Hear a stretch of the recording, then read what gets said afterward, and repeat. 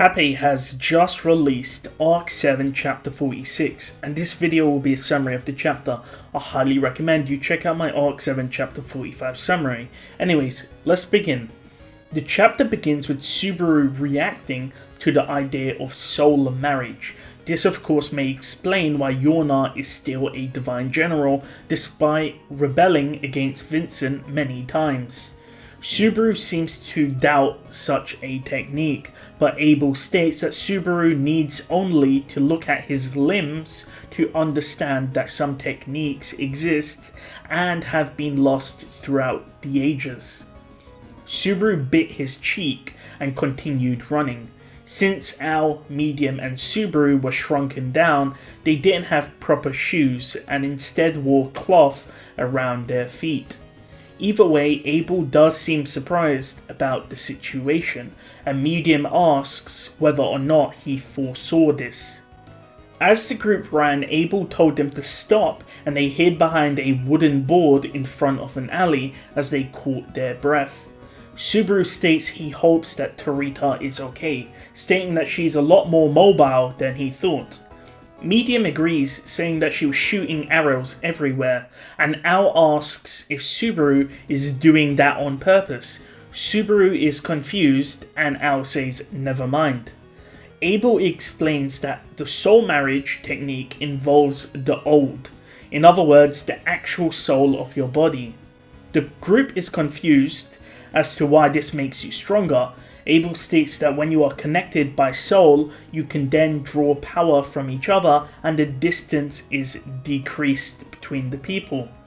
Subaru rationalizes this by comparing it to him and Beatrice's contract, or the fact that Emilia contracts with spirits as well, and he also remembers Puck. So Yona is essentially contracted to the citizens of Chaos Flame. Abel continues, saying it's insane that Yona would go to that length because soul marriage is ripping a part of your soul and then giving it to another person. So essentially, you're ripping apart the foundations of who you are down to your soul level.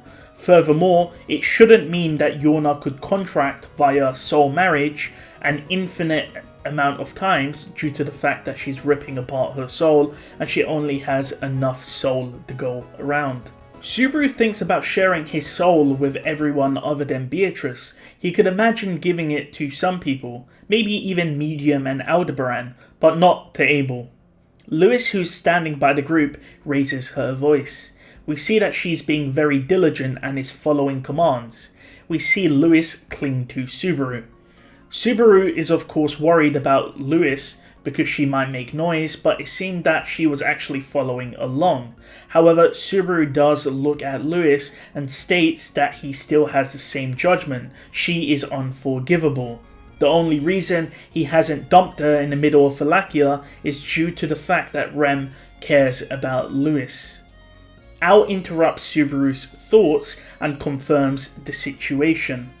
The people attacking them are under Yona's soul marriage technique, which means that by extension, Yona is attacking them. Subaru talks about how he's connected to Beatrice, however, he doesn't know exactly what Beatrice is doing right now. Either way, if they fled from the city of Chaos Flame, which seemed to be the best option, they wouldn't actually be able to catch Obart and win the game of hide and seek. However, the suggestion by Abel was to catch someone from the opposite side, a simple solution. While Subaru and Medium were happy, Al and Abel were more serious. After all, the people on the other side had the power of Yona. Medium commented that if Tarita was present, they would have been able to subdue someone from the other side. Subaru thought to himself, trying to think about what happened since they got to the city. The fake emperor, Yona, Obart. Subaru had to find an answer. Whilst thinking, Medium tugged at Subaru, however Subaru ignored her. Subaru thought about Tarita fighting with 100 people at the inn. Something was strange. Either way, Subaru shouted out. He didn't know if Obart was lying about harming them, if Yona was attacking them, or if this was really the soul marriage technique. With that, Al seemed to be a bit surprised.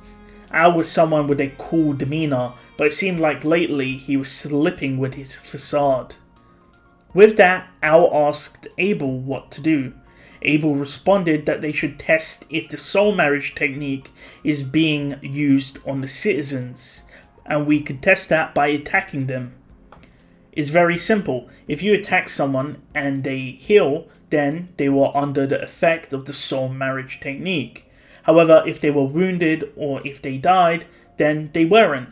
Either way, there was a possibility that only the surroundings of the inn was afflicted by the soul marriage technique. And if that was the case, then it was very obvious that Yorna was consciously attacking them. Either way, Abel could get information regardless. Subaru was against it as someone would get hurt, and Abel told him to think of an alternative. Subaru still says it's possible to do it without hurting anyone, and Abel states that if it was so easy, Subaru would know of an alternative way right now. Then states that Subaru is scared of sacrifice. Subaru asks why it's a bad thing to be scared of a sacrifice. However, Abel says it's more of a fact than denial. You have to be strong and smart to get what you want. If you are not strong or smart, then you have to compromise by cutting back on the desired outcome. The bloodless castle plan and the outcome of it was an example of this. If you don't want people dead or wounded, then you would need the power to bring that result. Finally, Abel stated, if you truly want that, then it's a contradiction to withhold it. Subaru did not understand what Abel meant, before shouting that maybe he should be the one who gets hurt, and Subaru turned and ran. Subaru ran to the neighbouring street and called out, bringing all eyes to him. Instantly, Subaru regretted it. The people all looked at Subaru like he was a kid getting up to mischief. However, another kid came up to Subaru, grabbed him by the shoulder, and threw Subaru into the air. The boy also had a glowing eye. As Subaru flew in the sky, he was shocked he didn't hit a building or any other object. Eventually though, gravity pulled him down. Subaru felt death coming. However, Subaru was caught. Al and Medium grabbed cloth from a tent stool and made a makeshift cushion to catch Subaru as he fell. Al and Medium, who was still shrunk, were also on the floor after catching Subaru. The boy who threw Subaru into the air stated he was hoping it would end now.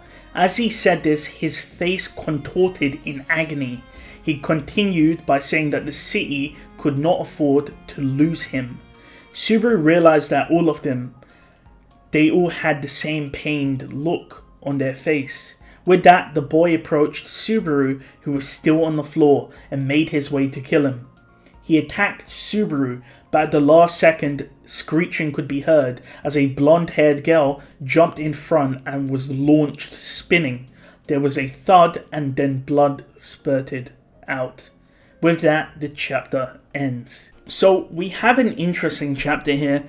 It's obvious that Taipei is creating this parallel between Lewis and Subaru, because earlier in the chapter, Subaru still said to Lewis in his mind mentally that he cannot forgive Lewis. Now we have a scene where Lewis seems to have shielded Subaru again, and she might actually die from this. And again, this is going back to this idea of redemption. I feel like Lewis is getting redeemed, and I feel like this sacrifice will make Subaru come to respect Lewis as a person more and forgive her. But honestly, that's all I could really take from the chapter. Thank you for watching. I'll see you guys next time.